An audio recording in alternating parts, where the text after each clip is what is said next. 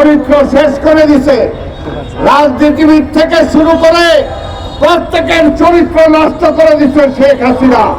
সবাইকে মিথ্যা কথা বলতে বাধ্য করছে, সবাইকে ঘুষ খাইতে বাধ্য করছে, সবাইকে দুর্নীতিতে জড়াইতে বাধ্য করছে।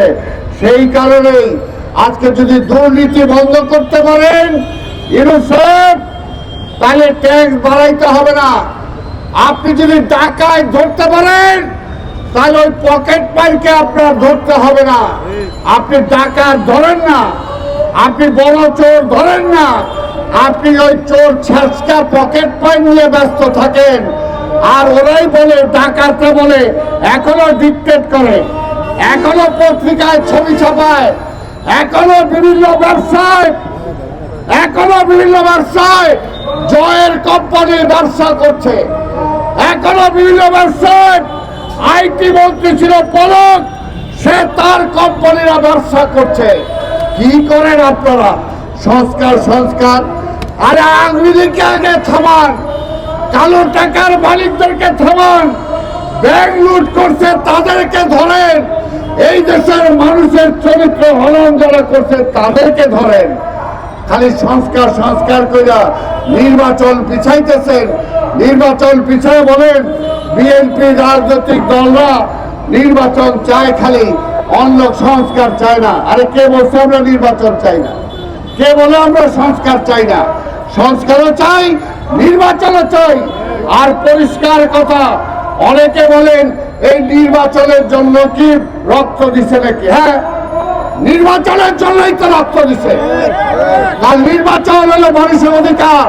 রাষ্ট্র পরিচালনা কে করবে? মানুষ ঠিক করবে।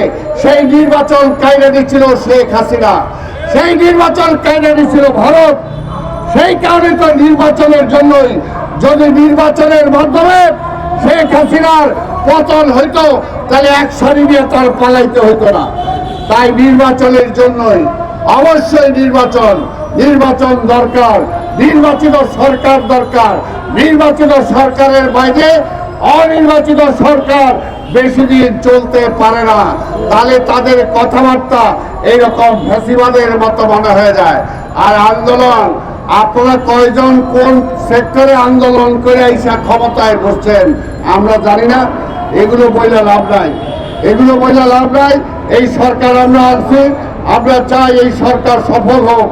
এবং আওয়ামী লীগের প্রেতাত্মারা চায় না এই সরকার সার্থক হোক।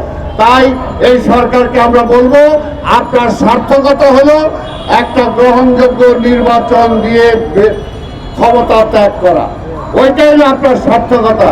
আর ওইটা যদি না করে বিদায় হন তাহলে কিন্তু আপনার সার্থকতা নাই। সেই কারণেই ওই যে বলছি প্রথমেই, ইতিহাস থেকে শিক্ষা নেওয়ার জন্য কাজে সবাই ইতিহাস থেকে শিক্ষা দেবেন এবং দ্রুত নির্বাচনের ব্যবস্থা করবেন।